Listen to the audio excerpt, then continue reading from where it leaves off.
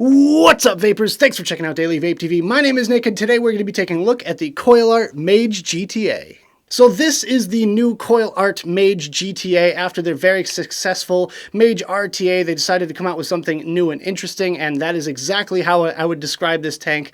It's kind of very similar to their original design. However, when you unscrew the tank section and discover the build deck to it, it's very reminiscent of a single coil RDTA sort of setup, but it's suspended right in the middle of this tank of liquid, which that's really unique. I think it's really just a cool little design, and I've been having a blast testing this thing out for the past week. So before we get into this video, I do have to state my intent by saying that I did receive this product for free from the manufacturer for the purpose of doing this video review. However, it has no monetary value to me, which means my opinions on this device will remain honest and unbiased.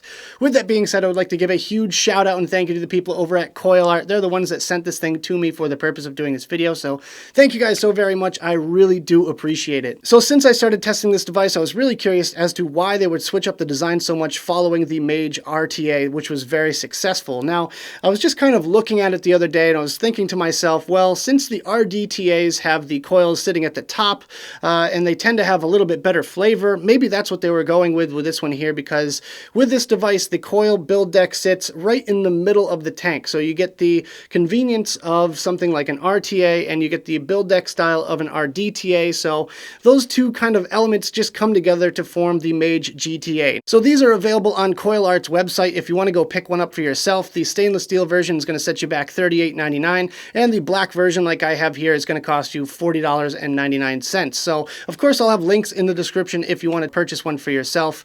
In any case, let's go ahead and dive down to the close-up view and take a better look at this thing. Alright guys, so first things first, we've got our Mage GTA in its original box, so let's just quickly take a look around the packaging, and then we'll take a look at what's inside. So, here you can kind of see that the actual tank part of the box is actually shiny. It's got a little bit of spot varnish on there, and the rest is matte. I just really like that design aspect. Mage GTA written on this side here.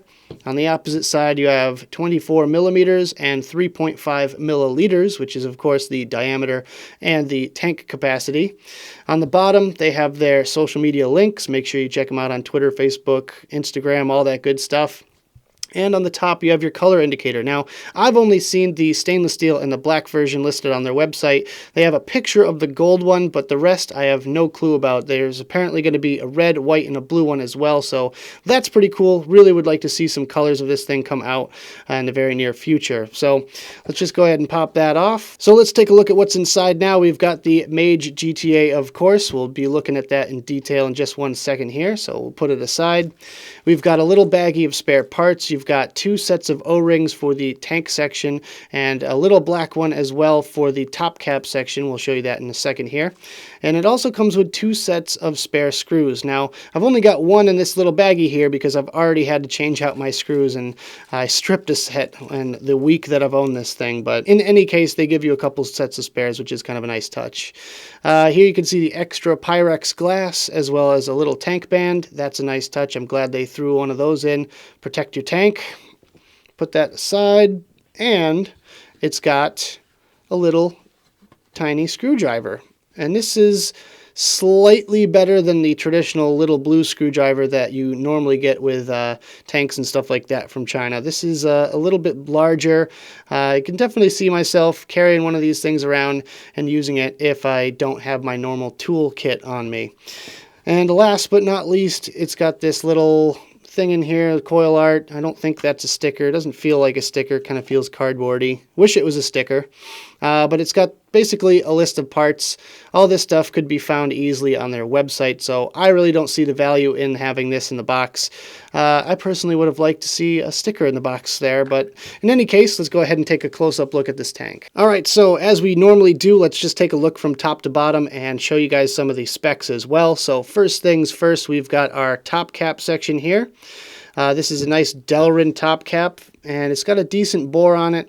However, the chimney section, I believe, is only a standard 510 in width, so the bore on this top cap section is kind of irrelevant. It really only matters how big the chimney is. It's very nice and comfortable when you're vaping on it.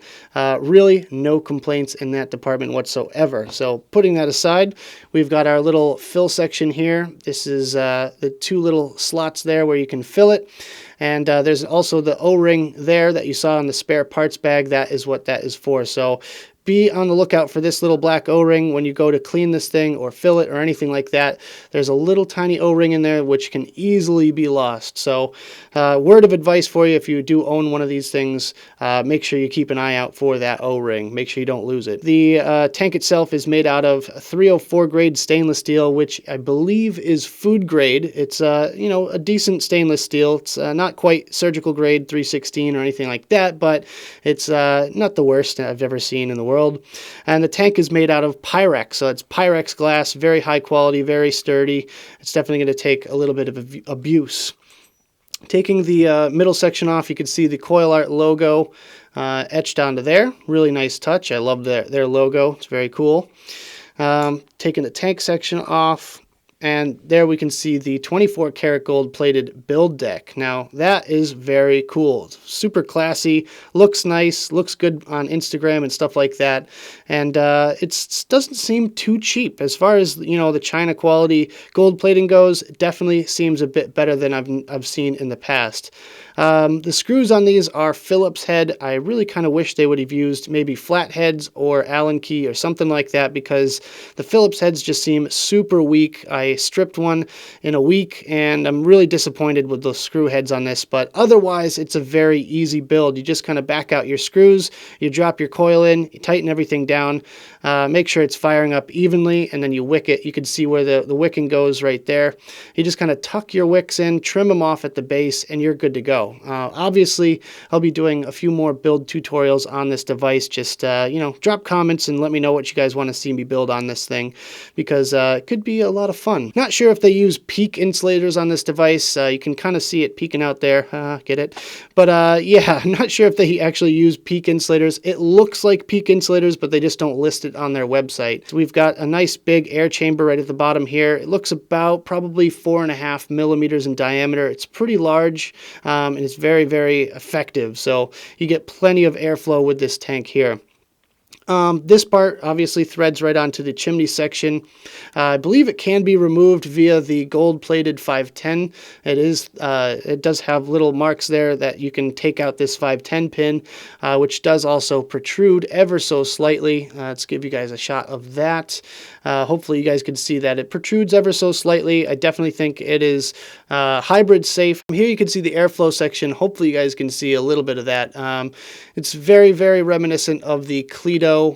It's almost the same size. They don't divulge that sort of information on their website. I'm not sure exactly how large each one of these holes is, but it does have 3 separate airflow holes, and you can kind of see the Mage logo on there as well, which is really cool. So as you can see, we've got it all put back together. So I'm just going to do a quick little 360 for you guys here.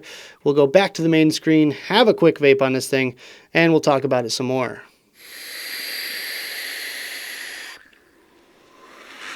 Alright guys, I hope you enjoyed the close-up section of the video. Now let's talk about some of my personal thoughts on this device, some pros, some cons, and whether or not it's worth purchasing. Let's start it off today with the pros, and my first pro is that it has plenty of airflow. Now, I would really compare the airflow on this device is very similar to the Aspire Cledo. It has triple airflow, very similar size and shape airflow holes, which of course are fully adjustable. I've got mine right now fully open, and I've got a 0.23 ohm alien coil in here right now, and I'm rocking it at 75 watts.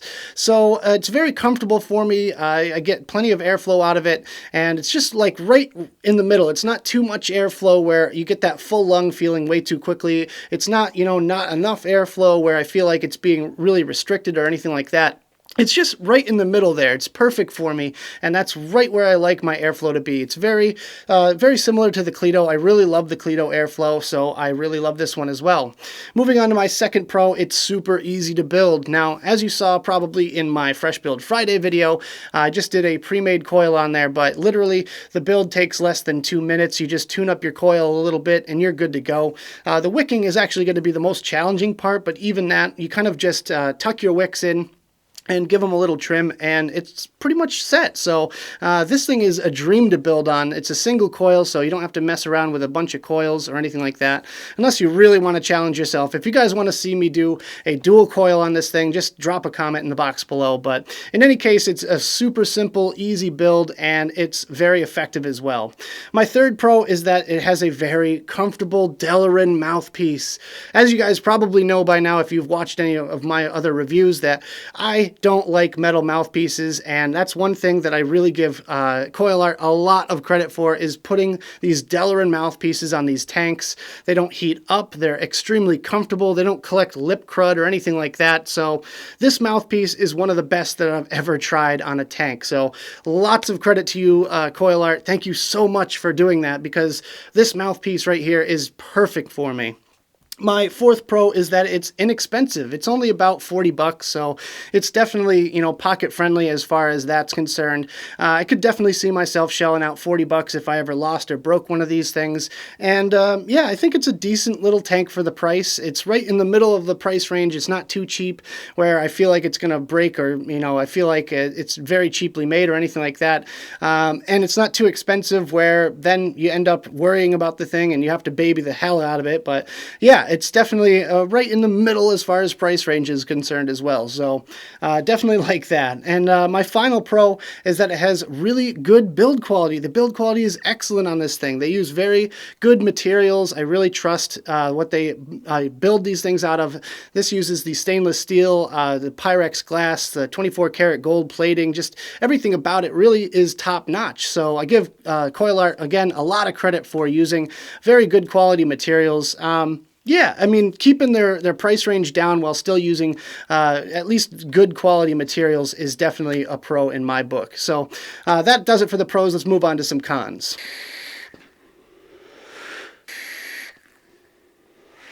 Alright guys, so my first con is that the build deck seems a bit too big for the size of the tank. Now, what I mean by that is after I fill this thing, it takes about 30 seconds before I start noticing a bubble forming and slowly making its way to the top of the tank. And after that bubble breaks the surface on the top, then kind of starts filling up the bottom with liquid here. Even right now, I'm sitting here and my bottom half of my tank is completely dry, even though I have a good probably 1.5 mils sitting up here at the top. So you kind of have to just find that bubble and get it started a little bit. You almost have to help it along in certain senses there, because I feel like it's not going to do it just on its own if you're just leaving your tank sitting there. It's just going to be bone dry. Even if you pick it up 20 minutes later, it's still going to be dry. You have to kind of angle it just right to get that bubble started. But after that, I really can't say too much. I mean, I've never had wicking issues with this thing. It's just simply for the fact that that inner build chamber is sitting so close to the outer glass part that it's just not quite enough room for the liquid to make its way down on the outside of the tank. My second con is that it's easy to get juice all over the mouthpiece whenever you're filling this thing. Whenever I take off the Delrin top cap, you have your, dripper or something like that, and it tends to have a little bit of juice on the outside of the dripper. So I would really recommend a unicorn bottle for filling this thing, seeing as how whenever I try it with a dripper, it just kind of gets all over the outside and the top part of the little filling holes at the top there. And it just kind of makes a mess when I go to screw the top cap back on. It just kind of squishes all the excess juice out, and I get this ring all the way around the outside. And if I don't wipe it off with a paper towel or something, I get it all over, and then it just kind of is a big mess. So that's definitely a con for me. My third con is that these screws on the build deck are weak. They're so weak and they strip so easily. As you saw in the close-ups, I have already gone through a set of my screws. Luckily, they supply you with 2 extra sets of them, which is definitely a good thing. However, I feel like they know that the screws are definitely weak and are going to strip a little bit easier, so maybe fix that problem instead of just chucking a whole bunch of extra screws at us. Just saying. And my final con is the airflow is a bit loud. Now, I'm going to just pull on this thing without actually hitting the fire button, just so you guys get a sense of what I'm talking about. And just for comparison's sake, I've got my Merlin Mini right here. I'm just going to put this right up next to the mic and do the same thing. With the Mage GTA, it just seems a lot more whistly to me. It's really not all that noticeable. Like, there's still a little bit of a hiss with the Merlin Mini. However, I just find that it's a little bit more harsh when it comes to the Mage GTA. I know this is a very, touchy little thing because pretty much all tanks sound like that nowadays, but I just really wish they would work on their airflow design and make it a little bit smoother for our sake at least. So last but not least, is this device worth purchasing if I did not receive it for free for the purpose of this video? And my answer would be yes, but only just, because I still think that the build deck being way too close to the outer glass is a major con for me. Definitely takes a lot of patience to use this tank. However, when it starts working properly, it's good for, at least a good 20 minutes or so before you have to kind of sit there and wait for that bubble to just kind of rise up over the side. But yeah, I still would say it's a good product. I really like the build deck. It's super simple. Yeah, the screws need a little bit of improvement, but honestly, it's not that, big of a deal for me. I don't find that it bugs me all that much. It's just such an easy build, so easy to wick this thing, and I like how it vapes, so I would definitely recommend this product. So again, if you want to check one of these out for yourself, make sure you check out the links in the description. I've got them down there for you. But anyways, guys, that about does it for this video. I hope you enjoyed. If you did, make sure you hit that like button and subscribe for more videos just like this. Of course, leave me comments in the box below of what you think of the Mage GTA or CoilArt products in general, or anything else you guys want to talk about down there. I'd love to discuss it with you guys. Of course, check out the advocacy links I have in the description below. I've got them down there for you so you can fight for your right to vape. And check me out on my different social medias. I've got Twitter and Instagram. Make sure you follow me on there. Like my page on Facebook. Check out my Snapchat. And if you want to give me a couple bucks on Patreon, that would be awesome as well. You guys are the best. Thank you so much for tuning in. And as always, vape on.